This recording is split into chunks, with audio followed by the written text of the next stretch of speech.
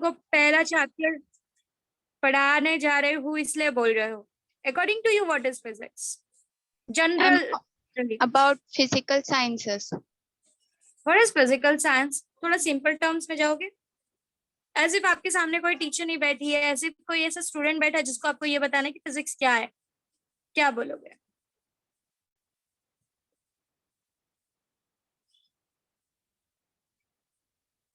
Think about it.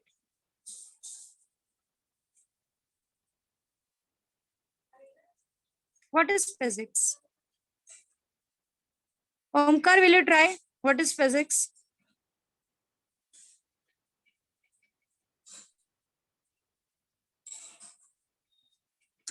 Omkar, बच्चा पहले unmute तो कर खुद को.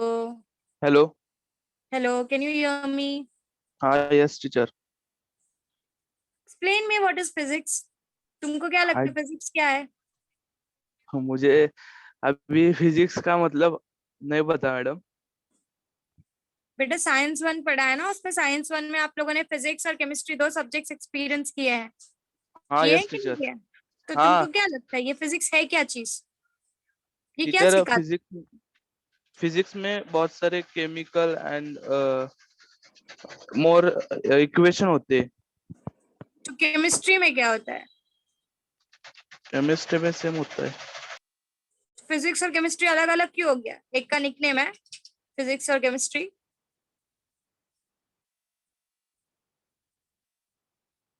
अगर फिजिक्स और केमिस्ट्री एक ही चीज है तो फिर अलग अलग नाम क्यों?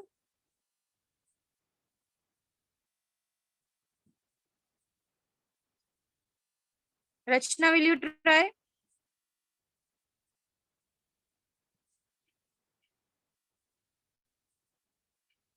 रचना, Ma'am, physics means light.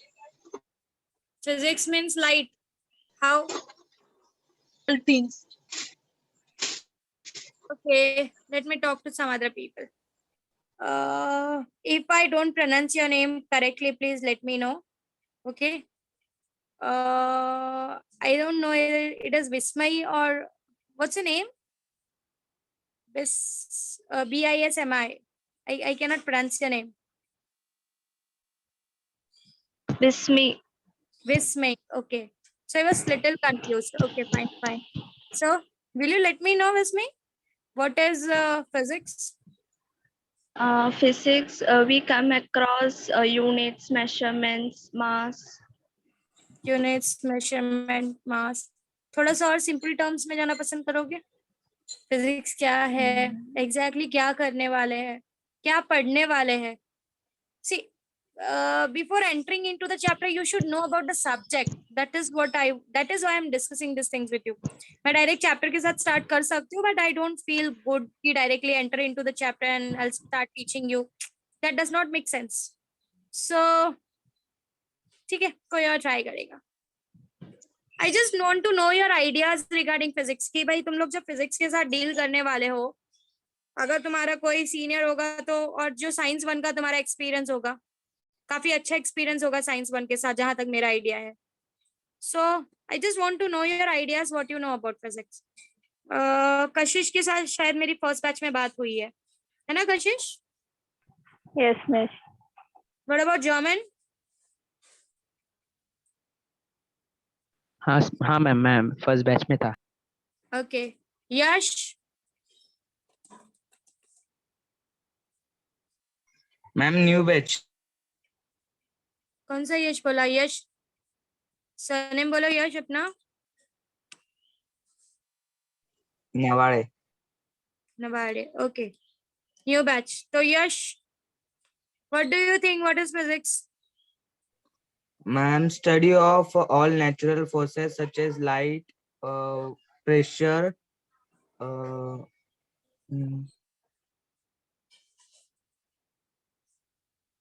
ठीक है, थोड़ा बहुत पास में गया.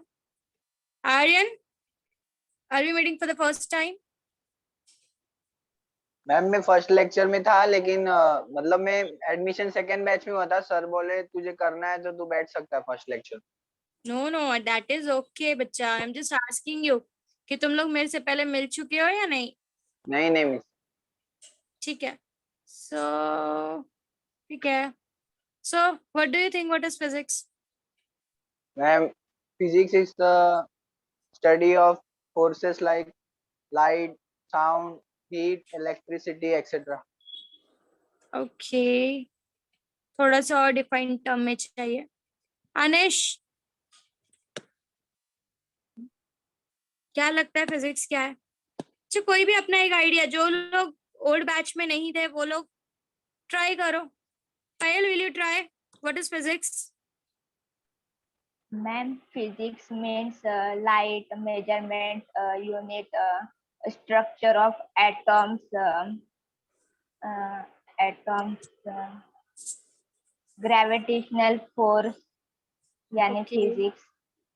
ओके, ठीक है. तो let me tell you what is physics. देखो, basically your science is divided into 3 parts, actually 4 parts: physics, chemistry, biology and mathematics. Okay, first I let you know about biology, जिसके बारे में तुम लोग को ऑलरेडी पता है. बायो में you study about plants, you study about human beings, human structures, and so on. Okay.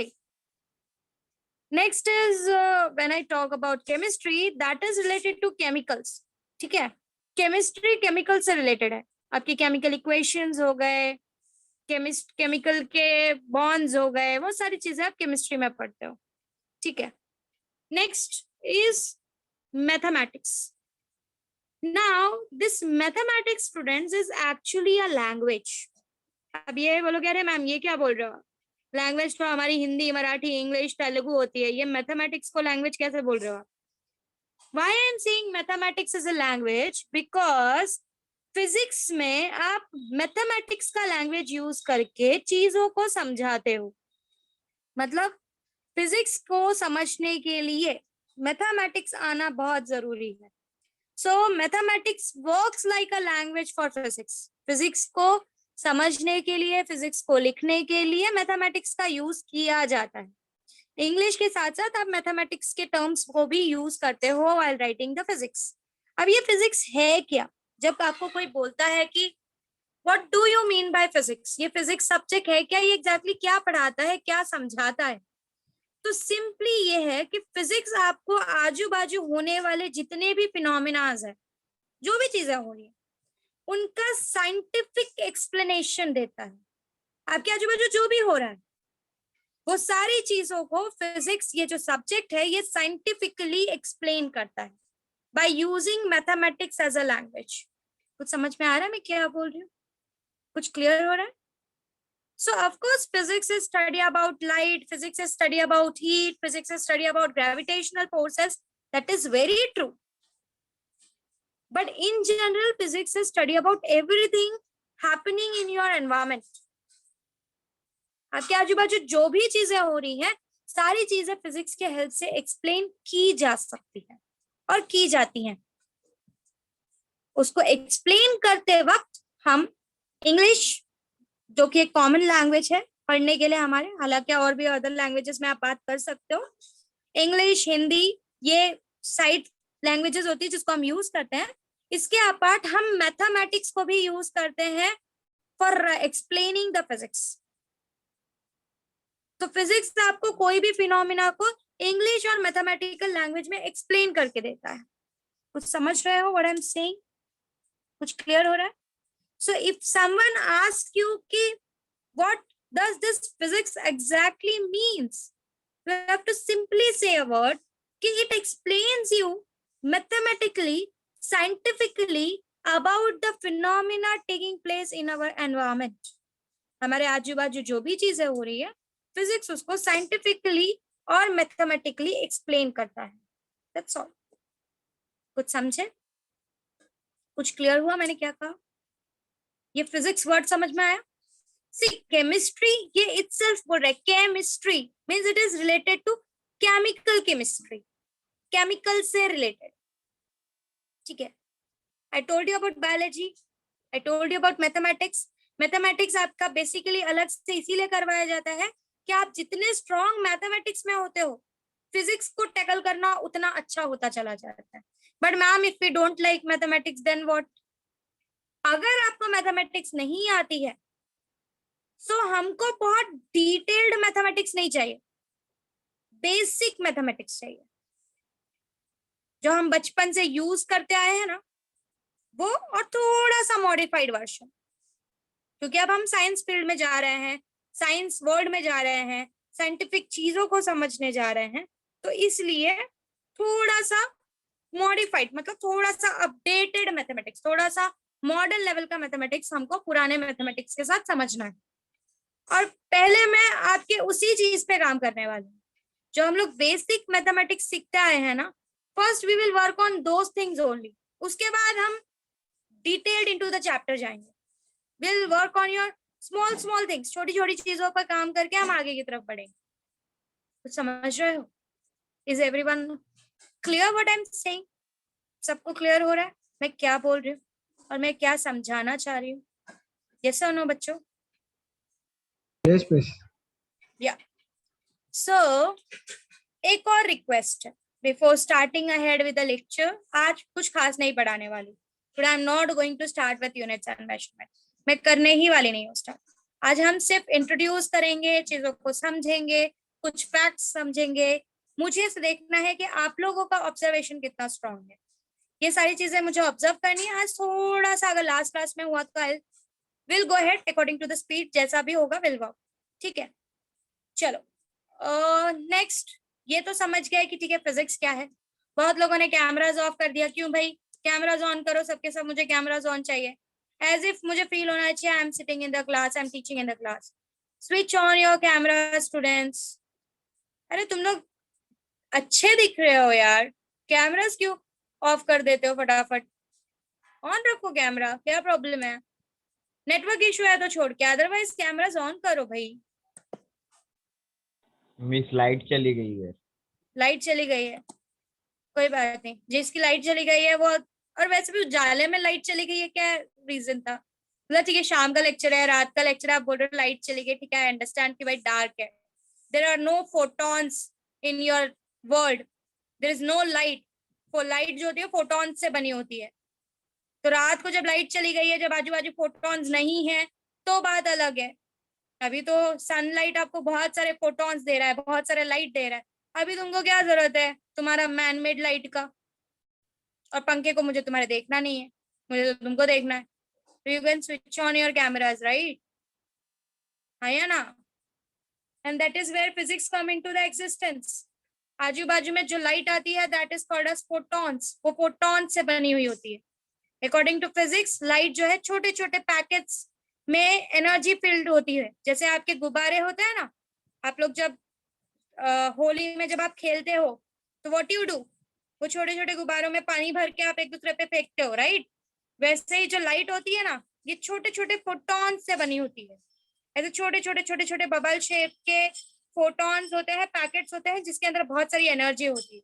That is what is light according to physics. कुछ समझे हम क्या बोल रहे हो? सब ऊपर जा रहा है, थोड़ा सा ऊपर लेवल हो गया, कोई बात नहीं। Let's go ahead with your basics. अच्छा ठीक है, बिफोर स्टार्टिंग अहेड तुम लोग मुझे कुछ बताओ, तुम लोगों ने कभी कुछ ऐसा ऑब्जर्व किया मैम ये क्या है एग्जैक्टली? कभी ऐसा फील हुआ देख के कि मैम इसके पीछे का फिजिक्स बताओ? Anyone here?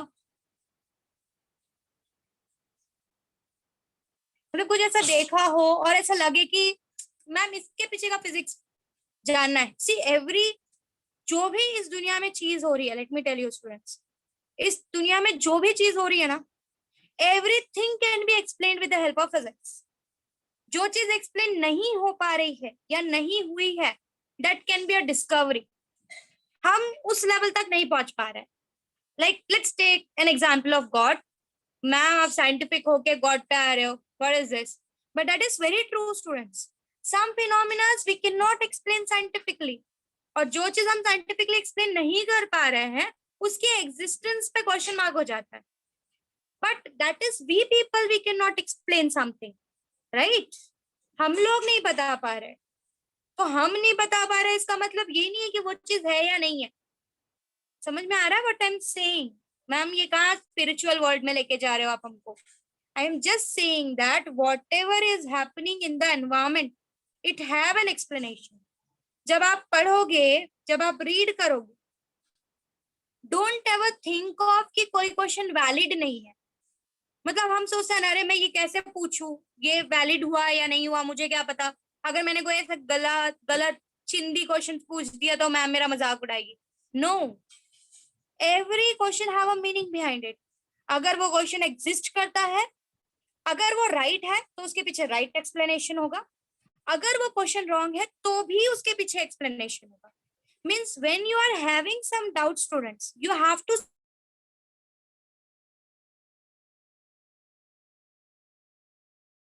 नहीं है, अगर वो राइट तो मैं उसके पीछे का एक्सप्लेनेशन आपको दूंगी।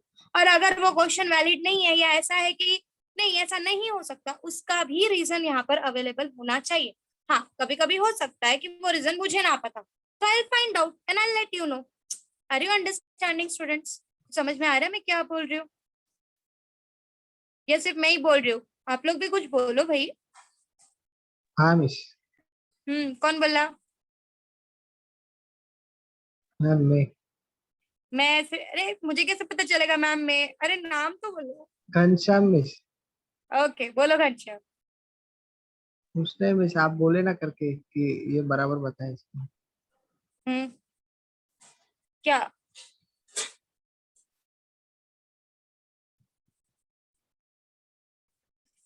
अरे अनम्यूट तो कर घनश्याम, एकदम गायब हो गया। हाँ मिस, नहीं मिस है। अच्छा, okay. Anyone else will try something? Anything observed in the universe? Ma'am ये देखा, ऐसा थोड़ा इंटरेस्टिंग लगा, इसका रीजन बता सकते हो क्या? क्या है एग्जैक्टली है? मैम कौन बोला? मैम अरे आर्यन। नाम बोलो। आर्यन, हाँ आर्यन बोलो। मैम टूटते तारे का रीजन क्या है? टूटते तारे का रीजन, वाह, यही क्वेश्चन मैंने लास्ट टाइम भी फर्स्ट बैच में सुना था, यहाँ पे भी यही सुन रही हूँ। वाह वाह वाह वाह, क्या ऐसा कोई नहीं है ना फर्स्ट बैच वाला है आके चलो मैम को वापस वही क्वेश्चन पूछ लेते हैं, ऐसा कोई है क्या? आर्यन तो था फर्स्ट बैच में। नहीं मिस। कैमरा ऑन कर, let me see you. Okay fine. टूटे तारे का क्या रीजन है, उसका रीजन मैं समझाऊंगी, रुक जाओ। Anything else? इसके बारे में अच्छे से डिस्कस करेंगे। फर्स्ट बैच वाले ऐसे बोलेंगे यार मैम हम तो ऑलरेडी इसके बारे में जानते हैं, अब आप वापस से पूरी कहानी सुनाओगे, हमें फिर से पूरी कहानी सुननी पड़ेगी। कुछ नहीं कर सकते ना, आपकी क्यूरियोसिटी का आंसर आपको मिल चुका है, उनकी क्यूरियोसिटी का आंसर उनको मिलना बाकी है ना? सो वापस से वो स्टोरी पूरी रिपीट होगी, नॉट अ बिग डील। थोड़ा सा कॉम्प्रोमाइज करना चाहिए। एक ही गाना 4 बार सुनते हैं तो एक स्टोरी 4 बार सुनने में क्या प्रॉब्लम है कि नहीं? Find it interesting and try to listen it. Anything else apart from टूटता तारा? मैम अर्थ काय के लिए घूमता है? अर्थ काय के लिए घूमता है, वाओ। मतलब कैसे घूमता है? और कैसे घूमता है? Anything else? Ma'am Yes. Ma'am rainbow form होता है बारिश के बाद, लेकिन बारिश के बाद पूरे एटमॉस्फेयर में वाटर ड्रॉपलेट्स होता है, फिर हमें सेमी सर्कुलर क्यों दिखता है रेनबो? ओके, बहुत ही साइंटिफिक हो गया, ठीक है। Anything else? मैं सारे क्वेश्चंस के आंसर करूंगी, don't worry, I have all the answers. Fortunately अभी तक तुमने ऐसे क्वेश्चन पूछे जिसके आंसर्स मुझे पता है। I don't need to Google out something. Anything else? Ma'am black hole के अंदर जो जाता है वो कहाँ पे जाता है? मतलब बेटा आपके आज अंदर। तक मुझे सच बता दूं तो ये क्वेश्चन का आंसर तो जो पर्सन ढूंढ ढूंढ के मर गया उसको भी नहीं मिला, but still I try to explain you. Anything else? अच्छा पहले ये 4 क्वेश्चंस के आंसर करते हो, फिर I go to the next question. Let's find your curiosity man. ठीक है, देखते हैं ना कितना कितना कितना ऑब्जर्व करते हो तुम लोग वर्ल्ड को। मैं तो घूमते फिरते ऑब्जर्व करती हूँ। That is all about physics. When you get interested into physics you observe the things. Okay, आप ऑब्जर्व करना शुरू करते हो। मैम ये अपने बस की नहीं है ये फिजिक्स।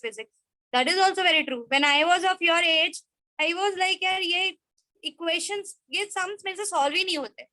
थियरी समझा दो आप जितना समझा रहे हैं, बट सम्स के पीछे मत भगवाओ। But when you start learning things, you have to be onto with all the things. So let's first discuss about the questions which has been asked till now. So पहला question था ma'am टूटता तारा। बच्चों टूटता तारा जैसा कुछ होता ही नहीं है। Let me tell you. There is nothing called as टूटता तारा. Okay.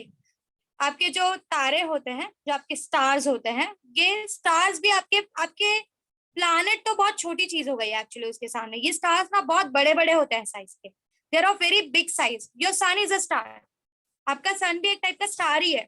ओके, सो स्टार्स टूटते जैसा कुछ नहीं होता है कि स्टार्स टूट के गिर रहे हैं। This phenomena is totally wrong. आप जो चीज ऑब्जर्व करते हो, it is something called as meteors. ये मेटियोर्स जो होते हैं, ये normally dust molecules, gas molecule से बने हुए होते हैं। जब ये आपके अर्थ के अंदर एंटर करते हैं तो आपके अर्थ के एटमॉस्फेयर में बहुत सारे चार्जेस होते हैं। वो चार्जेस क्या करते हैं, इन मेटियोर्स को जला देते हैं, इसीलिए वो जलकर आग जैसा आपको कुछ दिखाई देता है। सेम ऐसा हुआ था कि जब फर्स्ट टाइम ये स्पेस वगैरह के पीछे जरा सा कुछ कंट्रीज ने रन करना स्टार्ट किया था। First country who started with the thing was Russia. Russia को बहुत इंटरेस्ट आया कि थोड़ा सा कुछ अलग किया जाए, तो उन्होंने क्या किया, उन्होंने जब रिसर्च करना स्टार्ट किया तो दे फेल्ट कि कुछ अलग करते हैं सबसे। तो उन्होंने क्या किया, अपना जो डॉग है, I don't remember the name, I think the name of the dog was Laika, उसको स्पेस में भेज दिया विदाउट एनी प्रोडक्शन। उसको स्पेसशिप में बिठा के स्पेस में भेजने के लिए रेडी कर दिया। जैसे ही वो लाइका डॉग हमारे अर्थ के एटमॉस्फेयर में घुसा, वहां के चार्जेस ने उस लाइका डॉग को वहीं जला दिया, मतलब वो जल के मर गया वहां पे। सो लोगों को ये बात क्लियर हुई कि हमारा जो अर्थ का एटमॉस्फेयर है उसमें बहुत सारे चार्जेस, जैसे करंट होता है ना, वैसे बहुत सारे चार्जेस है। अगर हम लोग डायरेक्टली इसको क्रॉस करने की कोशिश करेंगे बिना किसी प्रोटेक्शन के, तो हम जल जाएंगे। सो जब भी कोई मिट्योर, कोई भी बहुत धूल वाली चीजें सब जब एंटर करती है अर्थ में, तो वो चार्जेस उसको जला देते हैं, इस वजह से वो हमको चमकती हुई दिखाई देती है। हालांकि कोई तारा टूटता नहीं है और ना कोई तारा गिरता है। अगर कोई तारा टूट के आपके अर्थ पे गिर गया तो आप भी नहीं बचोगे और अर्थ भी नहीं बचेगा। Stars are very big giant materials, they are very big giant structures, I can say. Your sun is a star, different types of stars are there, बहुत सारे अलग अलग स्टार्स होते हैं। समझ में आ रहा है मैं क्या बोल रही हूँ? कुछ क्लियर हुआ? जिसका भी डाउट था, Aryan, are you there? Anything else you want to know about the stars? Actually I am from that background only, so I can explain you in a big detail. मेरे पास बहुत सारा इंफॉर्मेशन है astronomy को लेकर। This is a subject which deals with space, space science, planets, stars, meteors, aliens. ये subject उनके सब इन सब चीजों के साथ डील करता है। That is called as astronomy, a branch of physics. Ma'am aliens होते हैं? एलियंस होते हैं is again a curious question. कभी मैंने तो देखा नहीं है by God, और जो चीज मैंने देखी नहीं है आई कैन नॉट से कि वो होते हैं कि नहीं होते हैं। देयर इज अ पॉसिबिलिटी बच्चों की एलियंस हो भी सकते हैं और नहीं भी हो सकते, क्योंकि you live in a galaxy. What is the name of your galaxy? What is the name of your galaxy? Milky Way. Milky Way. अच्छा मेरे को एक बात बताओ, मिल्की वे के अलावा किसी गैलेक्सी का नाम पता है तुमको? Andromeda. Andromeda. Andromeda is also a Galaxy. Andromeda Galaxy को हमारी मिल्की वे गैलेक्सी से बहुत प्यार है। बाकी सारी दुनिया हमसे दूर जा रही है, एंड्रोमेडा गैलेक्सी हमारे पास आ रहा है। एक टाइम के बाद ऐसा होगा कि मिल्की वे गैलेक्सी और एंड्रोमेडा गैलेक्सी ये दोनों एक दूसरे में टकराएंगे और दोनों एक नया गैलेक्सी बना देंगे। मैम हम लोग जिंदा रहेंगे क्या? नहीं, हमारे बच्चे के बच्चे के बच्चे के बच्चे के बच्चे के बच्चे के बच्चे देखेंगे ये फिनोमेना, हम नहीं देखेंगे फॉर्चुनेटली। सो जैसे कि मैंने गैलेक्सी की बात की, so Milky Way galaxy is somewhat like, अगर आपको इमेजिन करना है कि what is Milky Way galaxy, आप समझ जाओ Milky Way galaxy, let us consider कि Milky Way galaxy is a very big structure, बहुत बड़ा स्ट्रक्चर है। जैसे आप समझ जाओ आपका घर एक मिल्की वे है और आपके घर में एक छोटी सी जो चींटी है ना, एक जो छोटी सी चींटी है, वो चींटी का साइज आपके सोलर सिस्टम का साइज है। समझ में आ रहा है व्हाट आई एम सेइंग? आपके सोलर सिस्टम में टोटल 8 प्लैनेट्स, एक बेचारा प्लूटो, सन, ये सब कुछ इन्वॉल्व है। वो सोलर सिस्टम आपके पूरा मिल्की वे का एक छोटा सा पॉइंट है। मतलब सोच सकते हो कि मिल्की वे कितना बड़ा है। और ऐसे ही मिल्की वे में बहुत सारे सोलर सिस्टम्स हैं, बहुत सारे। मतलब हम एक सोलर सिस्टम में रहते हैं, इसके apart there are million of solar system in this, in a Milky Way. सिर्फ मिल्की वे में इतने सारे सोलर सिस्टम्स हैं। तो और अलग अलग जो गैलेक्सीज है, there are million of galaxies. हर गैलेक्सीज में बहुत सारे सोलर सिस्टम्स होंगे। बहुत सारा अर्थ भी हो सकता है, बहुत सारे लोग भी हो सकता है, we don't know about that, still हमको उनके बारे में कुछ पता नहीं है, क्योंकि आज तक बीइंग अ ह्यूमन बीइंग हम लोग मून तक ही पहुंच पाए, अगर वो स्टोरी को सच माना जाए तो वी डोंट नो अबाउट, अभी हम अपने यूनिवर्स को पढ़ ही नहीं पाए अच्छे से। तो एलियंस होते हैं या नहीं होते हैं, अगर मेरे जैसा सोलर सिस्टम और भी है तो हो सकता है और भी अर्थ हो, वहां पे भी कुछ लोग रहते हो, उनके लिए हम एलियन हो, है या ना? समझ में आ रहा है व्हाट आई एम सेइंग? तो this was all about astronomy of course. Clear हुआ? मैम एलियन होते हैं या नहीं? हो भी सकते हैं, नहीं भी हो सकते हैं, we have never met. Ma'am ठीक है, अर्थ अपने ऑर्बिट से ऐसा बाहर निकल सकता है, मतलब कुछ ऐसा पॉसिबिलिटी? सी पॉसिबिलिटी तो इस दुनिया में किसी भी चीज की जीरो नहीं होती, ठीक है, बट सिस्टम इतना कंजर्व्ड है चीजों को लेकर कि पॉसिबिलिटी थोड़ी कम है, that I can see. Okay, second question was related to ma'am earth घूमता क्यों है, ठीक है। हुआ क्या था कि according to big bang theory, आपको पता है बिग बैंग थ्योरी के बारे में, अचानक से बहुत बड़ा एक्सप्लोशन हुआ और आपका सन बना, सन से ही बहुत सारे प्लैनेट्स बने हैं। This is all about the big bang theory. आपके जितने भी प्लैनेट्स बने हैं वो सब सन के छोटे छोटे टुकड़े हैं। सारे प्लैनेट्स पहले बहुत गर्म थे, फिर धीरे धीरे वो ठंडे हुए, ठंडे होने के बाद अर्थ का एक प्रॉपर सिस्टम बना, उसमें पानी आया और फिर ऑफकोर्स आगे क्रिएचर्स क्रिएट होना स्टार्ट हुए। सो जब प्लैनेट्स आपके सन से जब निकले तो ऐसा एज्यूम किया जाता है कि वो इस तरीके से निकले कि वो पहले से ही घूमते हुए निकले। अगर वो नहीं घूमते तो बहुत सारी चीजें कंजर्व नहीं होती, और बहुत सारी चीजें कंजर्व नहीं होती तो सिस्टम इस तरीके का नहीं बनता। सो ऐसा एज्यूम किया जाता है कि जब वो बनकर जब वो फूटे तभी वो घूमते हुए फूटे, मतलब still they have that rotational energy with them, so that is the reason कि वो रिवॉल्व होते रहते हैं। इसके बारे में आप डिटेल स्टडी जैसे जैसे हायर स्टैंडर्ड में जाओगे इसके बारे में आप करोगे, that is you are going to study. Okay, the third question was related to rainbow. See बेटा, अगर रेनबो की बात करूं तो जो रेनबो होता है वो एक्चुअली में पूरा सर्कल होता है, it's the total circle, but since आप अर्थ के सरफेस पे रहते हो और आपका साइज अर्थ से बहुत छोटा है तो आप सिर्फ सेमी सर्कुलर पार्ट देख पाते हो। अगर आप किसी एरोप्लेन में उड़ रहे होते, किसी एक बहुत हाइट पे होते और आप रेनबो को ऑब्जर्व करते तो आपको पूरा सर्कल रेनबो का देखने के लिए मिलता है। So rainbow is actually it is not a semi circle, it is a whole circle, but since आप अर्थ के सरफेस पे हो, आपकी हाइट छोटी है अर्थ के सरफेस के सामने, इसलिए आप सिर्फ आधा रेनबो देख पाते हो। अगर आप कभी प्लेन वगैरह में बैठ के रेनबो ऑब्जर्व करोगे तो you can observe the whole circle, पूरा सर्कल आप देख सकते हो रेनबो का। ठीक है, यही 4 क्वेश्चंस थे ना, और कुछ था, कोई मिस हुआ मेरा? ये सब बता दिया? किसी का वो क्वेश्चन? ब्लैक होल का एक्सप्लेनेशन। हाँ, ब्लैक होल वाला पार्ट। सी ब्लैक होल का फिनोमिना कैसा है बच्चों, देखो जैसे कि मैंने कहा कि स्टार्स कभी टूट के नहीं गिरते, ठीक है, बट स्टार्स है ना मर जरूर जाते हैं। अभी ये स्टार्स मर जाते हैं, इसका मतलब क्या होता है? क्या है कि स्टार्स के अंदर बहुत सारी एनर्जी होती है, जब वो एनर्जी खत्म हो जाती है तो वो चमकना बंद कर देते हैं, दे टोटली बिकम ब्लैक। ओके, और उनकी ग्रेविटी की वैल्यू बहुत हाई होती है। ग्रेविटी आपको पता है व्हाट इज ग्रेविटी, जिससे आप अट्रैक्ट होकर अर्थ के सरफेस पे पड़े हुए हैं, gravitational force. So black hole is actually a very big star जो मर चुका है। सो जो मरा हुआ स्टार है वही ब्लैक होल बनता है नॉर्मली आगे जाकर, बहुत बड़ा स्टार, मतलब आपके सन के साइज से अप्रोक्सीमेटली 30 टाइम्स बड़े स्टार्स जो है वो ब्लैक होल में कन्वर्ट होते हैं।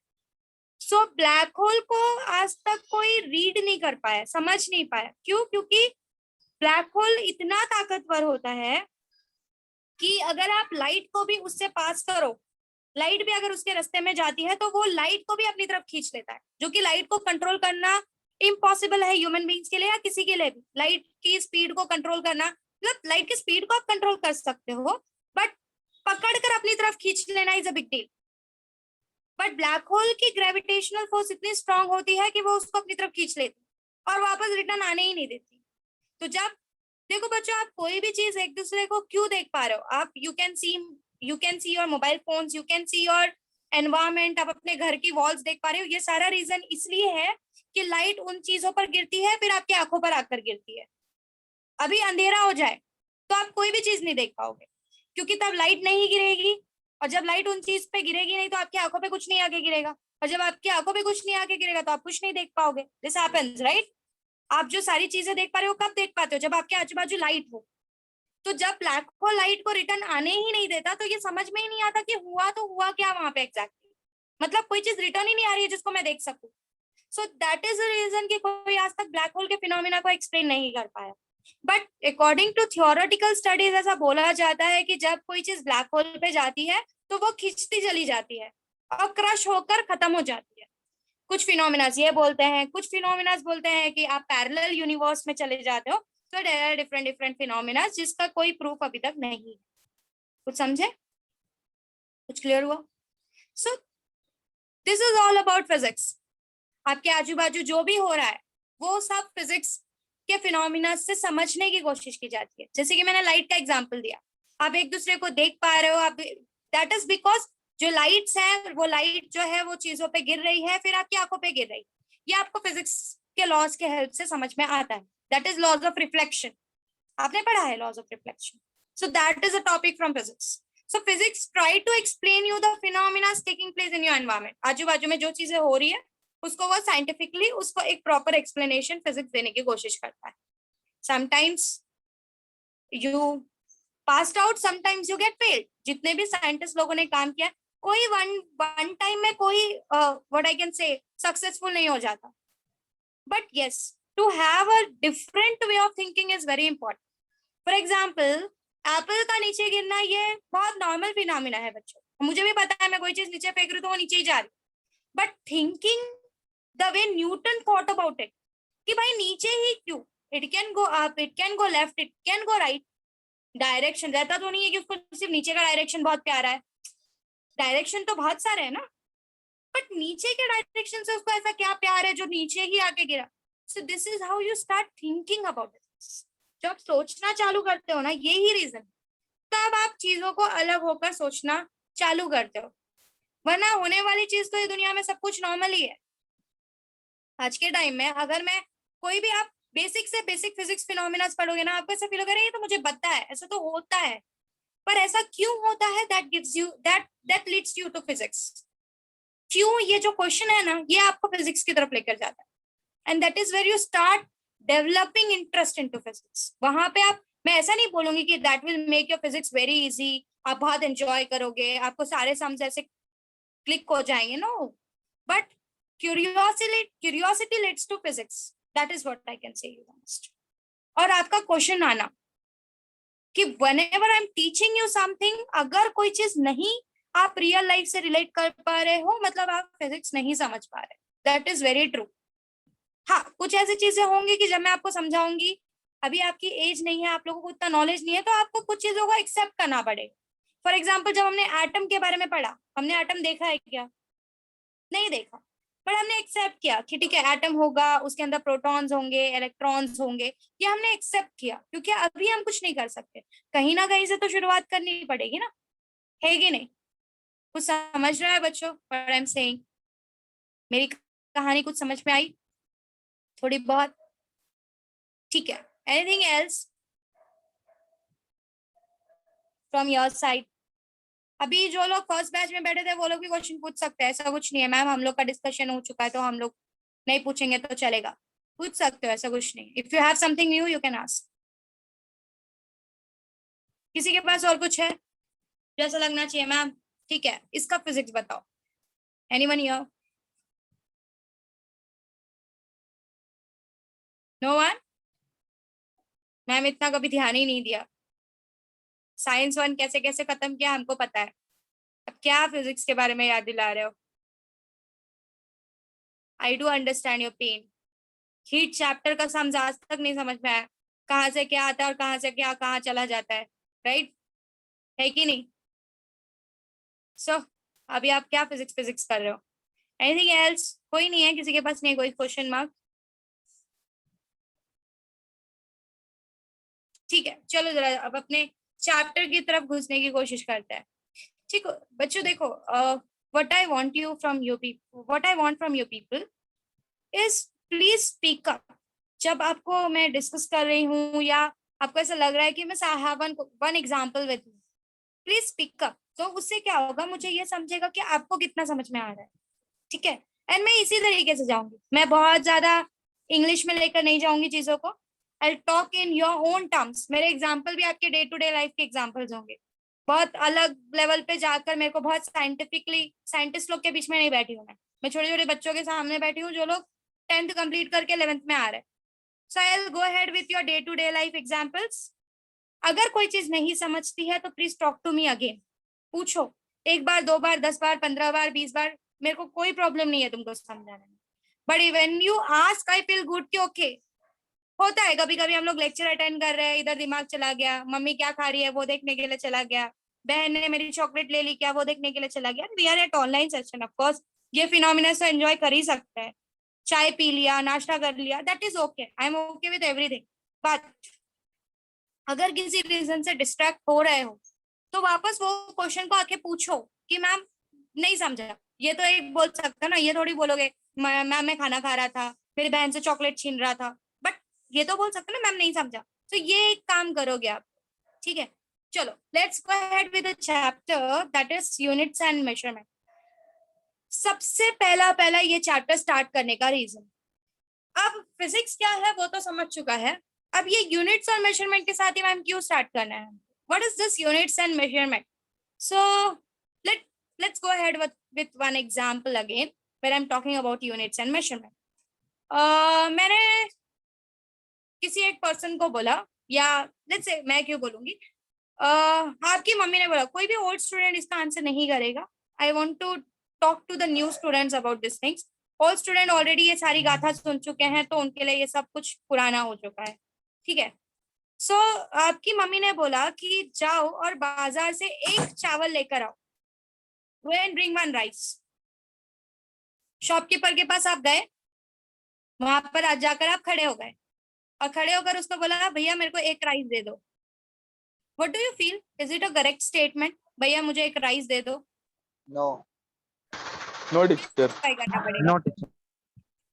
वो एक राइस बोले जो यहाँ पे रखा है ना शोपीस में से, उसमें से एक चावल का दाना लो और जाओ, खुशी खुशी आ भी जाओगे, वाह पैसा नहीं देना पड़ा। सो do you really feel that saying only एक rice दे दो will be a good phenomena or will be a correct statement? No क्या लगता है क्या होना चाहिए आगे? टीचर एक तो ऐसा बोलना चाहिए कि 1 किलो चावल दे दो, ऐसा बोलना 1 चाहिए। किलो चावल दे दो, ओके। मतलब आगे कुछ स्पेसिफाई करना जरूरी है, राइट? यही बोलना हाँ, चाहते हो? 1 yes, kg 1 पाव, जो भी आपकी जो भी नीड हो उस हिसाब से। मतलब ये जो केजी, ये पाव, ये जो वर्ड्स हैं, ये जो आप स्टेटमेंट यूज कर रहे हो कि मैम सिर्फ एक 1 ऐसा नंबर बोल के काम नहीं चलेगा, I need to specify 1 kg 1 पाव और एनीथिंग जो भी आप आगे यूज करते हो, 1 ग्राम, ये स्पेसिफाई करना जरूरी है। And that is where your thing starts. जब आप किसी चीज को मेजर करते हो या जब आप किसी चीज के बारे में पढ़ते हो, उसके मेजरमेंट के बारे में पढ़ते हो, तो आपको आगे यूनिट स्पेसिफाई करना बहुत जरूरी है। It is very important to specify the unit. अगर मैं सिर्फ 1 बोल दूं तो 1 can be anything, 1 can be 1 ton, 1 can be 1 gram, 1 can be 1 पाव, it can be anything, right? It can be anything. So सिर्फ 1 बोल के काम नहीं चलेगा, मुझे आगे वो यूनिट स्पेसिफाई करना बहुत जरूरी है।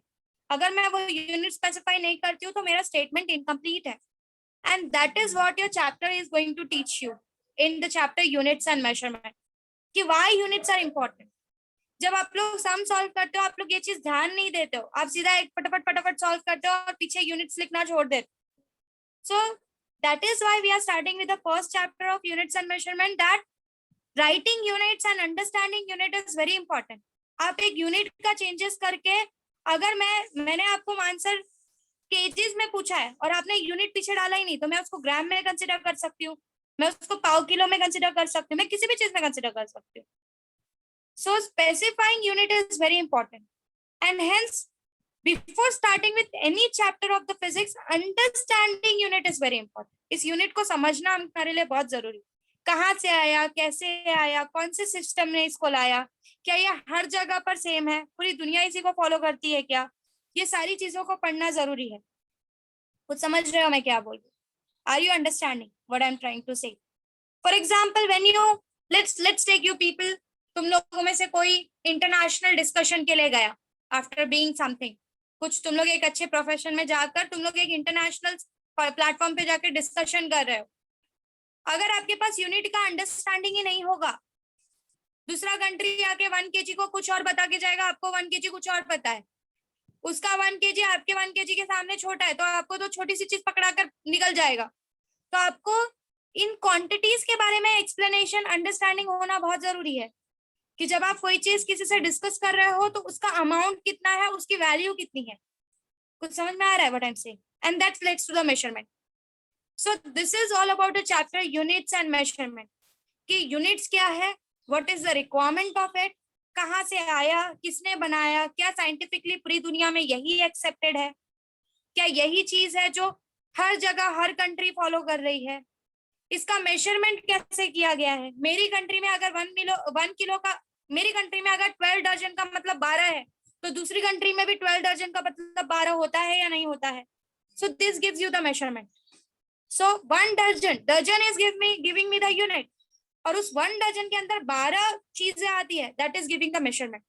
सो इसकी अंडरस्टैंडिंग होना बहुत जरूरी है बिफोर स्टार्टिंग विद समथिंग। और इसीलिए मैंने कहा कि we are going to deal with a little mathematics. हम लोग थोड़ा सा मैथमेटिक्स को स्ट्रॉन्ग करेंगे जितनी हमको रिक्वायरमेंट है फॉर फिजिक्स। तो समझ में आ रहा है चैप्टर में क्या पढ़ने वाले? Is it clear everyone? किसी को ऐसा है कि Yes, miss. नहीं, मैं नहीं समझा, कुछ क्लियर नहीं हो रहा है? Is it okay? what we are going to study in units and measurement chapter? Everyone? Okay, so let me set my camera and then we'll start with something very okay. Before starting with that, I want you people to have a book and a pen with you. कुछ लिखने के लिए दे रही हूँ, जरा लिख के लो। Give the heading as units and measurement. थोड़ा जरा बेसिक्स के साथ काम करते हैं, फिर आगे बढ़ेंगे धीरे धीरे।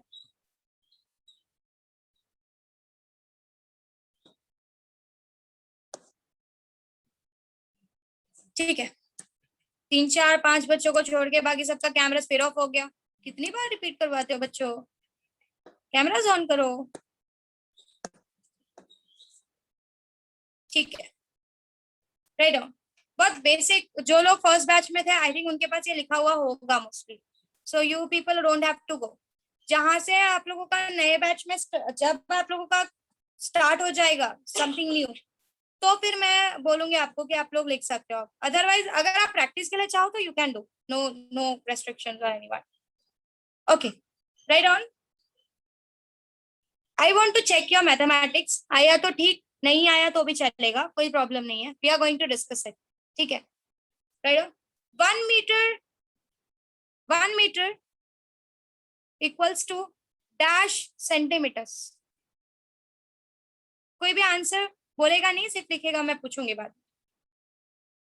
1 meter is equals to dash centimeters, ठीक है? 1 meter is equals to dash kilometres.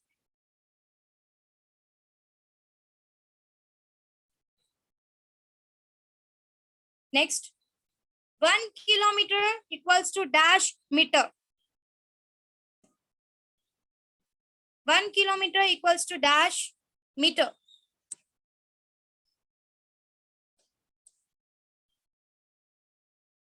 ठीक है?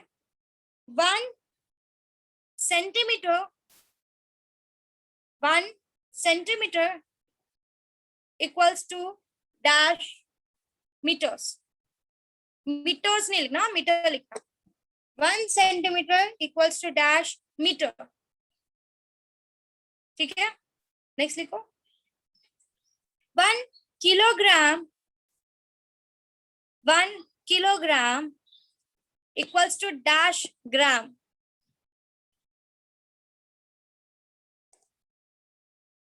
1 gram equals to dash kilogram. लिख लिया? Start working on it. Solve करके दो फटाफट मुझे।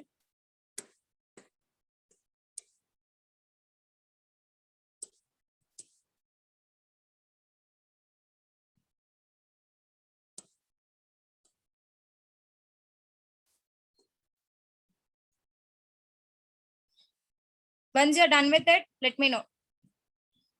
तब तक जो पुरानी बैच से नए बैच में शिफ्ट हुआ है, मैंने आपको जो पढ़ाया है वो रिवाइज करो.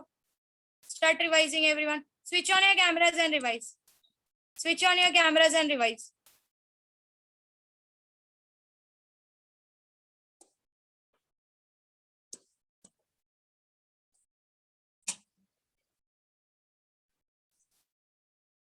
Once you are done, let me know.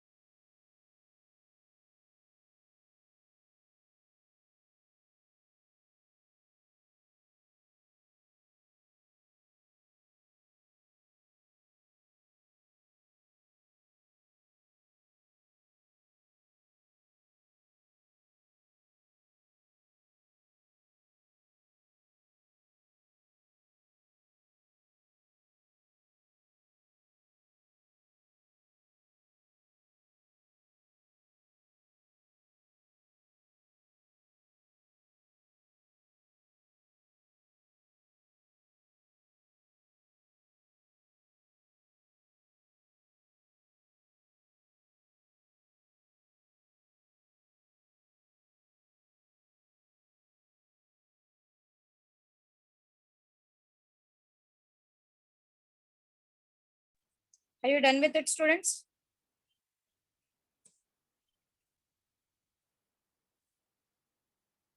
ठीक है, लेट्स टेक अ टाइम. आप लोगों को मैं आज का टाइम देती हूँ. Let's discuss the answer in the next lecture. उसके बाद मैं आपको, अगर आपको नहीं आ रहा है कन्वर्शंस, तो मैं आपको कन्वर्शन सिखाऊंगी. Don't worry. So we are going to deal with every point of your part and then we will